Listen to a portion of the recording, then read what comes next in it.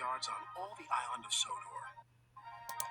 It's where ships and engines and cranes alike are busy day and night, every day of the year.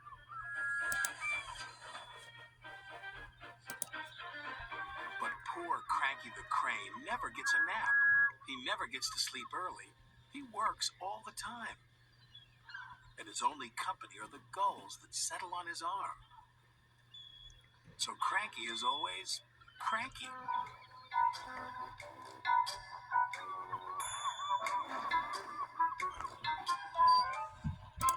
"Ahoy there, Cranky," cried Salty. "Where have you been?" snapped Cranky. "And a good day to you too, Captain." Bill and Ben arrived for work, full of mischief. "Hurry up," snapped Cranky. "I haven't got all day." "You're no fun," grumbled Bill. "You wouldn't be fun if you were stuck up here," snapped Cranky. "So that's why you're cranky," said Bill. "You're lonely," said Ben. "I'm not," Cranky cracked. "So it's company you be needin'," said Salty. "Reminds me of a lonely old Grand Banks lighthouse keeper." "Not another one of your stories," cried Cranky. "Oh, please, Salty," they chimed. "We haven't heard it." "'Twas in the middle of a wee naughty storm," Salty began,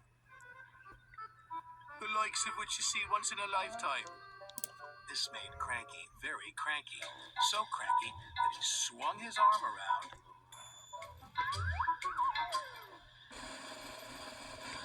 and dropped the pipes onto the tracks instead of the trucks.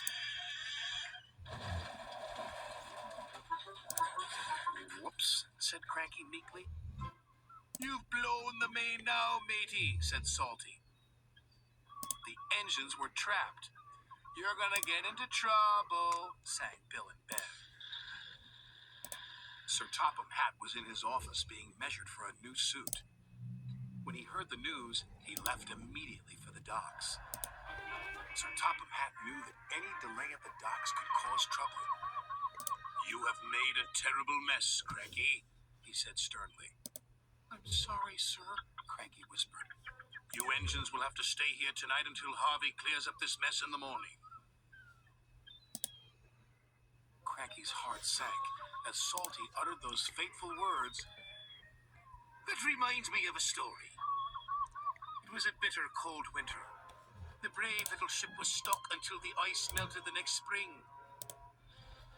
He barely made it round the Cape. After 100 scary days at sea without a scratch, he sailed into port and crashed his bow not 15 feet from my buffers. Luckily, no one was hurt. Except my ears," wailed Cranky. Salty spent all night telling tales of powerful storms, daring rescues, and brave little ships. And when the sun rose, he was still talking. And talking. And talking. "I can't take any more," groaned Cranky. Harvey the crane engine arrived. "Sir Topham Hatt sent me to help clear away this mess," he puffed proudly.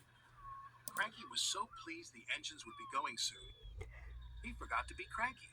"I'll never misbehave again," he promised, "as long as I don't have to listen to any more of Salty's stories." And after Harvey and the workmen had cleared the wreckage, Cranky worked hard all day. He carefully loaded the trucks, helped speed the engines on their way, and he said please and thank you. "This is new," puffed Thomas, but he had spoken too soon. Cranky couldn't help himself. "It was nice while it lasted," said Percy, and all the engines laughed. But Cranky was still cranky.